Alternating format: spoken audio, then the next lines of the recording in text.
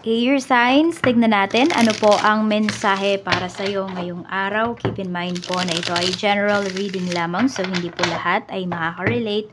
So be open-minded. Sa mga hindi pa po nakasubscribe dito sa ating channel, please subscribe na po kayo and pa-like na din po ng ating video. At sa mga nais pong mag-avail ng ating private readings, ng ating Evil Eye Amulet, ng ating Pierce Bracelet, makikita nyo po yung link sa description box. Tarot Intentions by Aliana Reyes. Okay, tignan po natin ano yung mensahe para sa'yo ngayong araw na ito. We have 5 of Pentacles. Ayan. May tampo ba kayo na nararamdaman dito? Masama ba yung loob ng iba sa inyo? Or nahihirapan ba kayo? Financially ba ito? Emotionally? Yan, kasi may sufferings kasi na pinapakita dito. Meron dito parang ano ba, tumatanggi ba kayo sa mga tulong na ino-offer po sa inyo. Ayun, parang ganito, meron kayong problema, pero may handa namang tumulong sa inyo or kaya nyo namang tulungan yung sarili niyo. Pero as of this time kasi, pwedeng hindi nyo po yun ginagawa kasi nga yung iba sa inyo, pwedeng emotionally unstable pa kayo. We have Death card. Yan. Kaya kayo nahihirapan kasi may mga pagbabago po kayo dito sa life ninyo na hindi nyo ina-accept. Yan. So, ganun talaga, 'di ba? May mga heartaches tayo sa life. And all we should do is accept po natin yon. Kasi once na hindi natin yan in-accept, lagi tayong may regret. 3 of Wands. Ayun, mukhang ito ay sa pag-alis. O nagsisisi ba kayo? Meron ba kayong inalisan dito? Tapos, hindi naging maganda yung kalagayan ninyo? Sa kinalalagyan ninyo ngayon, ayan. So, parang may pagsisisi kayo dito na sana pala hindi na lang ako umalis. Sana pala nagstay na lang ako dun sa dati kong trabaho, dun sa dati kong tinitirhan, sa dating, kung ano mang dati yan. Wala ba kayong nakikita na good things na nangyari dun sa pagbabago na ginawa ninyo? Maybe, tinuturuan kayo ni universe na makontento kayo. Air signs. Pwede, 'di ba? Kasi kung, ayan, kung maganda na pala yung kalagayan nyo noon, or mas maganda yung kalagayan nyo noon kesa ngayon, so pwedeng yun po yung tinuturo sa inyo dito. Makontento kayo. We have 3 of Pentacles. Ayun o, parang yung mga pilinano mo hindi talaga nag-workout sa'yo. We have the Lovers. Okay, even your relationships, pwedeng friends, family, your love life, parang hindi siya nagwo-work, parang hindi na siya maaayos. So, pwedeng nasa isang komplikadong relasyon po kayo. We have Knight of Swords. Parang kahit ano yung sabihin mo sa taong to, ilabas mo man yung totoong nararamdaman mo, parang hindi kanya maiintindihan. Kasi ayaw kanyang intindihin. So, marami pong tao dito na ayaw kayong intindihin. So, ang magagawa nyo po ay intindihin yung sarili po ninyo. Diba? Mahalin nyo yung sarili nyo. We have 6 of Wands. Okay. Meron ba dito ikakasal? Pero, ayan no. Parang nagkanta, gulo-gulo na ba? Yung sitwasyon. Ayan, parang may mga hindi nga po umayon sa inyo dito na mga plans ninyo. Tignan natin kung possible pa rin ba yung marriage. Kasi baka meron lang talagang, ano ba, kunwari, yung dates, yung schedule, baka doon nagkaroon ng hindi. Okay. Maano pa naman po, matutuloy pa rin tong kasal. Kaya lang, pwedeng magkaroon na siya ng delays. So, kung inaasahan nyo this year, pwedeng, kunwari, wala ng schedule, pwedeng next year na po yan. We have King of Wands. Okay, so meron naman po dito, ano, kung sino man tong nagyaya sa inyong magpakasal or kayo man, nagyaya kayo magpakasal dun sa person po ninyo, ang pinapakita naman po dito, matutuloy siya. Pwede nga lang magkaroon ng delays. Or yung iba sa inyo, pwedeng kakapropose lang naman sa'yo ng person mo, so nag-iipon pa po yung iba sa inyo. We have 4 of Wands. Tingnan natin. We have the Hermit.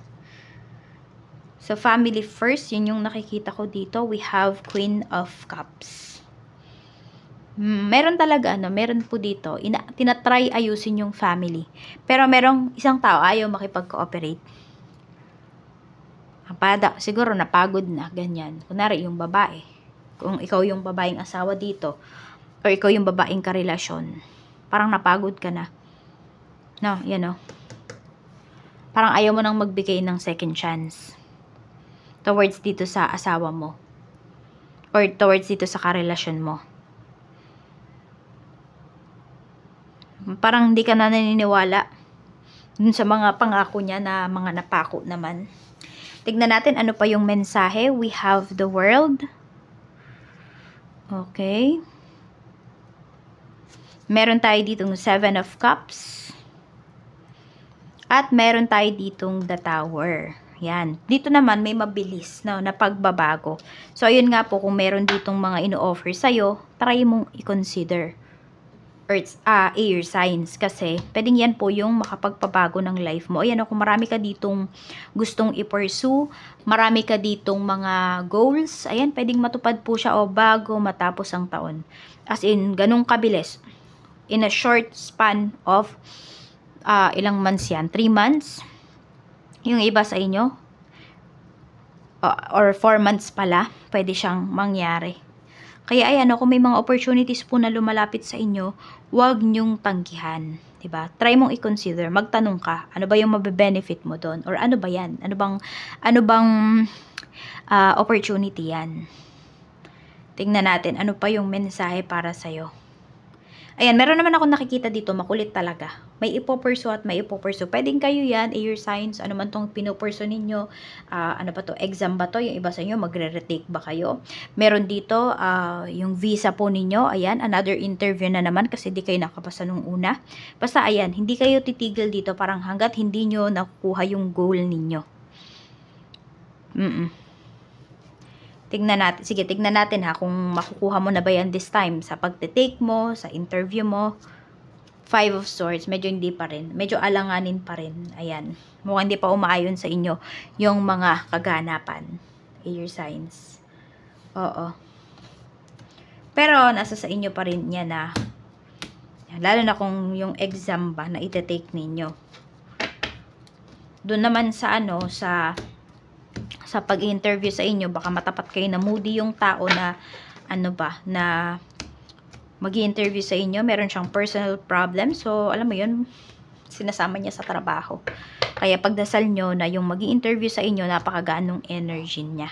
Or maging magaan yung energy ng mag-i-interview sa inyo. As in, walang ka-easy ibibigay po yan sa inyo. Ipapasa po kayo dyan sa visa ninyo. O i-approve yung visa ninyo. So, tignan pa natin ano pa yung mensahe. Ayan, pagdating din dito sa pera, hindi ko alam kung ano tong perang matatanggap ninyo. Medyo matagal-tagal nyo na rin yata tong inayos. Hanggang ngayon, wala pa kayong balita kung kailan nyo ba makukuha. So, yun, parang napagod na lang ba kayo na kung makukuha nyo pa yung pera na yun. Ayaw nyo nang umasa. Tignan natin ano pa yung mensahe. Parang hindi ko alam kung inaway-away nyo na ba yung kung sino man yung taong pwede nyong kausapin, pero wala pa rin hindi pa rin siya binibigay. So parang kahit nilaban nyo na yung rights ninyo dito, wala pa rin. Yan. Siguro nga baka iba talaga, no? Air signs. Yung dapat na ninyong intindihin or wag nyo nang ibuhos yung energy ninyo dito. Tignan po natin ano pa yung mensahe. Okay, meron dito hindi ko alam kung nasa 40 nasa 40s na ba kayo or yung person mo, kung sino man yung ka-deal mo dito. Ayan po. Yan. As in, papunta na talaga siya sa marriage. Wala nang pagdadalawang isip. Ayan po. Kaya siguro yung iba sa inyo, air signs, hindi ko alam kung sa mga mas matured pa kayo, attracted, ayan po. Seryoso na to kung sino man yung ka-deal niyo. Basta nasa 40 plus, yan, seryoso na po yan sa inyo. Oo. O sige, tignan natin kasi yung iba sa inyo may mga bata rin, may mas bata naman po kayo na ka-deal. Tignan natin yan ba ay seryoso sa inyo. Yan, yung mas bata na ka-deal ninyo. We have 6 of Cups. Yes naman po. Kaya lang, mas marami kayong isa-sacrifice towards dito sa relationship ninyo kaysa dun sa karelasyon mo. There's lots of sacrifices na ibibigay mo. Na gano'n naman talaga sa love life, no? Sabi nga minsan, hindi naman yan talaga 50-50 Hindi naman yan laging hati kayo. Hindi yan laging balance. Minsan 70-30, 20-80. Depende na lang sino ba magbibigay ng 80 at sino yung 20. Okay, so ayan po, ingat lang din kayo sa mga communications or kung meron ba kayong mga makakausap ngayong araw na to, huwag kayong oo ng oo. Kaya no, kasi medyo ito, matagal tong, ano na to yung matagal yung usapan na yan. Baka mayroon kayong makakachikahan ngayong araw. Baka padilim na. Nag-uusap pa rin kayo. So, basta medyo matagal yung pag-uusap ninyo dito. Meron dito, parang ang hirap din naman yung kausap, kaya magtatagal yung usapan po ninyo. So, ayan lang po ang mensahe para sa'yo. Maraming salamat. Ingat ka po always and more blessings to come.